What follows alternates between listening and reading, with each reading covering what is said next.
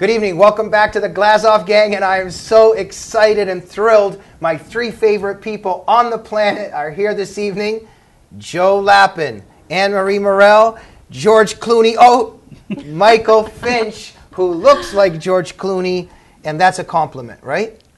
Absolutely. Yes. As you know, because Charlton Heston looks like too. Yeah, a little bit of Brad Pitt. I like Heston. A little bit like Brad Pitt. But even when he was trying to come, when Mike was coming into the studio, all the women that were going crazy outside of the studio. My way through. Yeah. Okay. So, and back to reality, ladies and gentlemen. This is the beginning of the second segment, which is usually our cultural segment, where we try to show our viewers that we're cultured people and try to add something to the culture of our society to counteract the influence of Jersey Shore and Jerry Springer and shows like that on TV. Joe Lappan, why don't you tell us about the cultured person that you are and maybe something you've been doing lately? Well, I try to mix up the political reading, the culture reading when I get depressed with some of the classics. So I just got finally through Anna Karenina, which I've been wanting to read for some time. Incredible. Unbelievable piece of literature, Russian literature specifically. And the thing that was so wonderful about that story in that book is it was written around 1870, and there's no cars, there's balls, the dress, the homes, everything's different. But the petty jealousies and the human condition and what people go through has not changed. So we continue to need to learn a lot from our history because we have iPads now and iPhones and bank machines and cell phones and cars.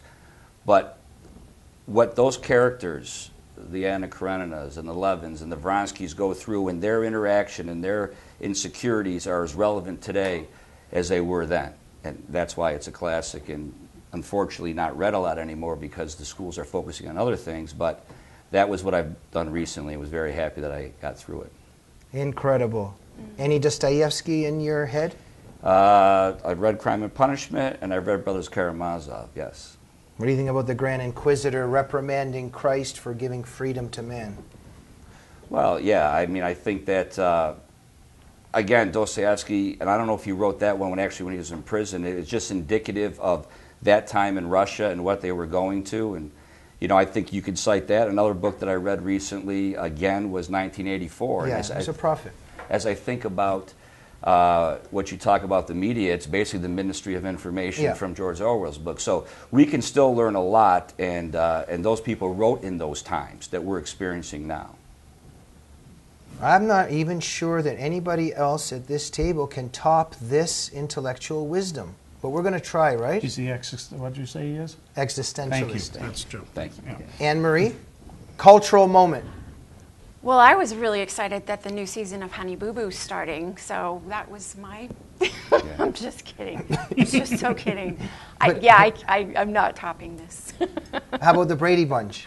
I love the Brady Bunch. No, but have you been anywhere lately or maybe traveled somewhere or something you've read lately? You know, with this economy, I don't get to go on vacations anymore. I just work.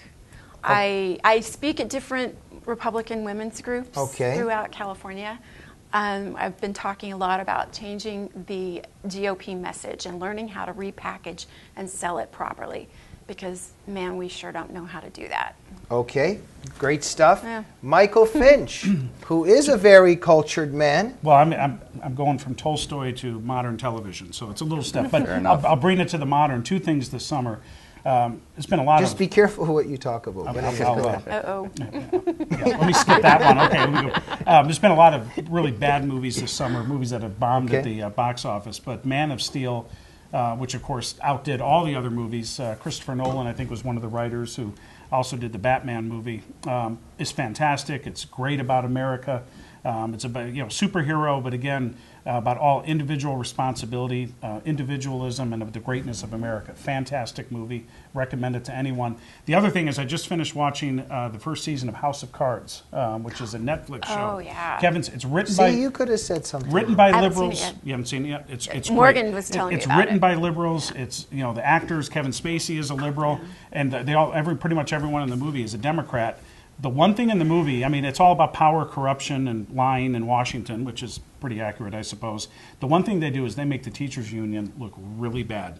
The teachers union comes out. I think that is out. I mean, the fact that our schools are failing. If you've ever seen Waiting for Superman, which was also written by a leftist or a liberal, I think the curtain's off the teachers union. I don't think anyone respects them. I think people are starting to see that they are the reason for the downfall of our schools. So from a leftist show that would be able to expose the teachers union in the way that this show did, I think is a huge step. So that's my cultural moment for the summer. Fantastic. Let us move forward, ladies and gentlemen, and go to the serious issues of our time.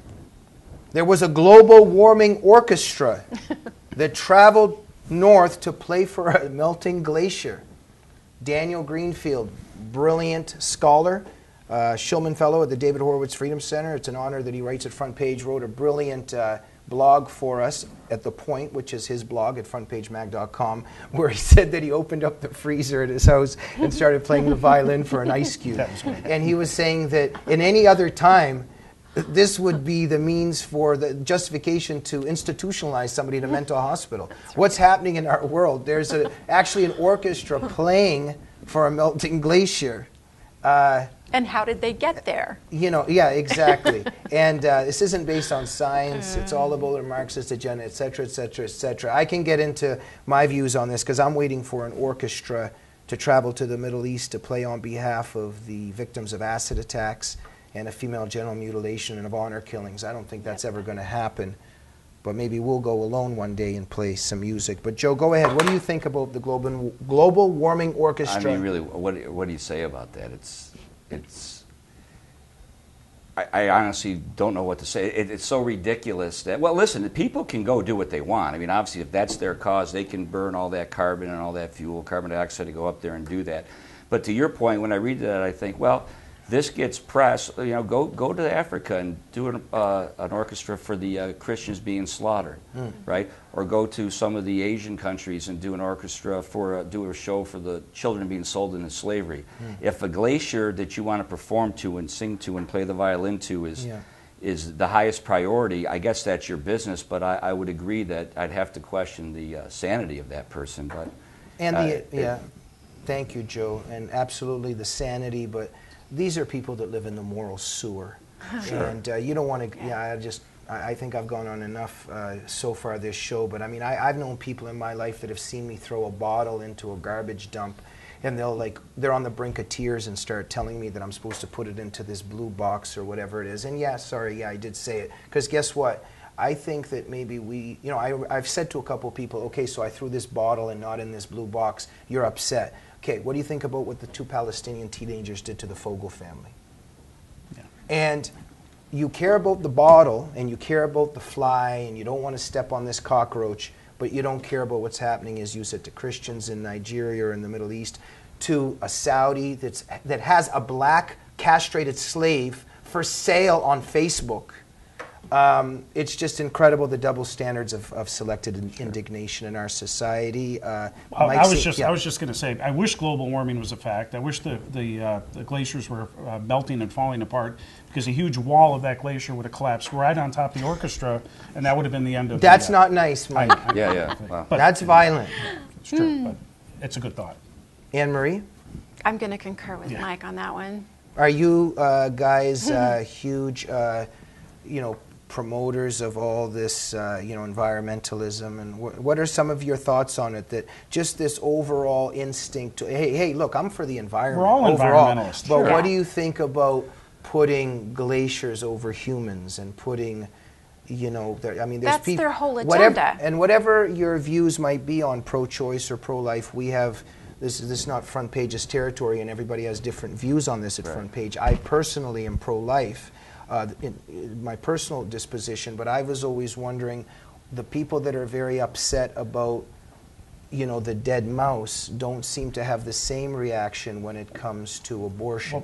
Or is that, I'm just saying, some of the double standards. I mean, I think we're conservative. So, of course, if you can recycle, if you can do different things technology-wise, if we can save the environment and help the forest, that all makes sense. But, I mean, there's a line between that and tolerating lunatics, right? And they go so far over the line that it actually becomes a parody, or it should be.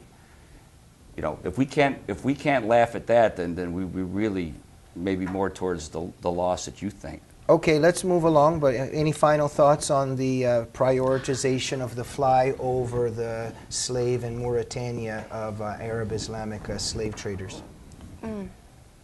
Well, we separate our bottles, but only because we can get money back for them. Okay.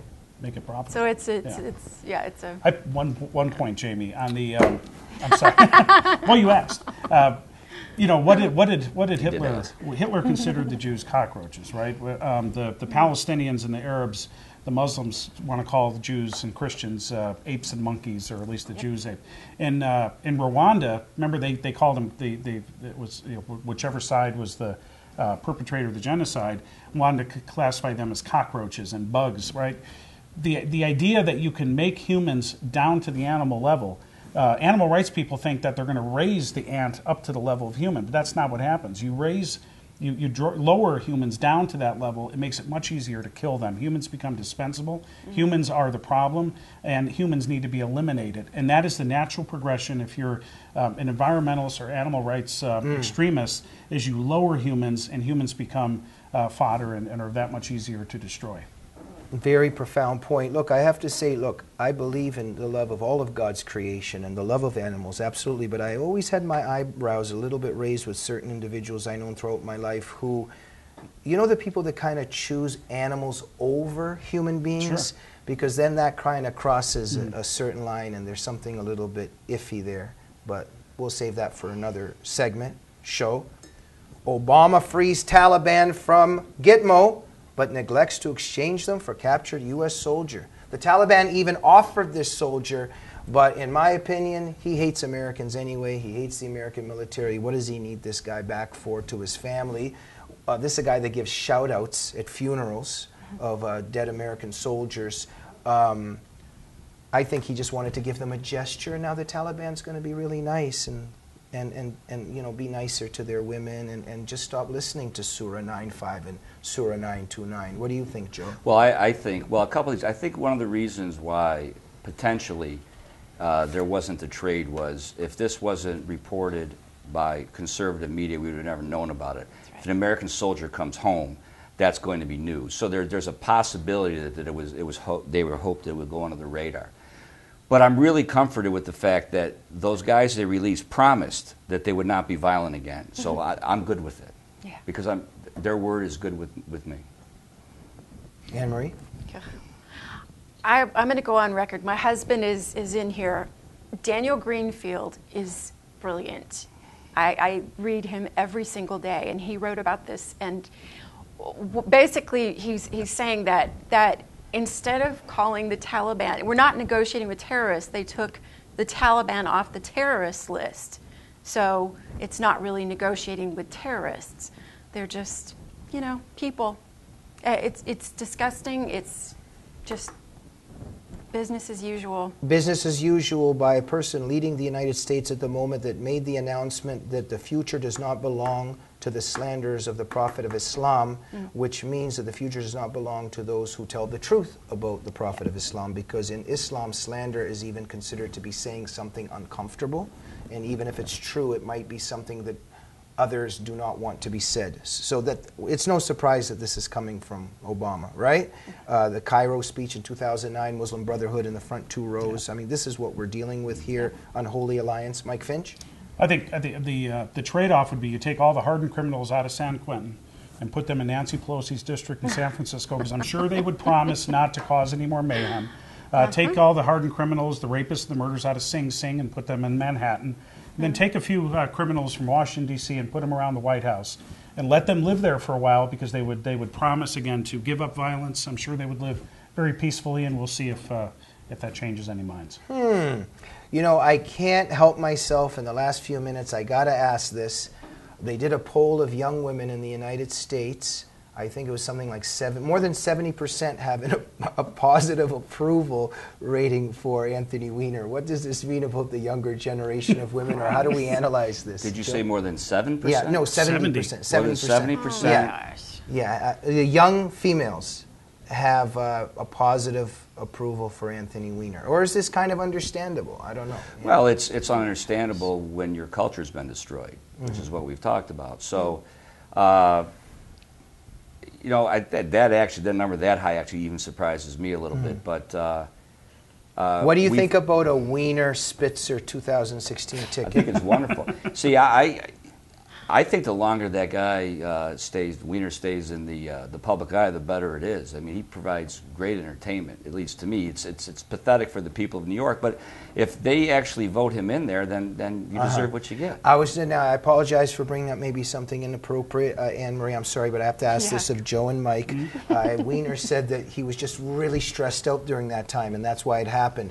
Has that ever happened to you, that when you're really stressed out, the camera comes out and you send pictures to strangers of your private parts? Is this something normal that happens to men, or is Weiner an abnormality? Mike? Well, I don't have a Twitter account, so that's right there. I don't even know how to tweet. So Anne-Marie, what do you think about all this terrible perversion with Weiner, Spitzer, and Filner? What do you make of all this that's happening in the Democratic Party, and in some ways how the media is handling it and not handling it? It's business as usual. It's what they are. It's who they are. They've worked really hard to erase the line between right and wrong and black and white, and it's all just one big blob of gross, disgusting crap.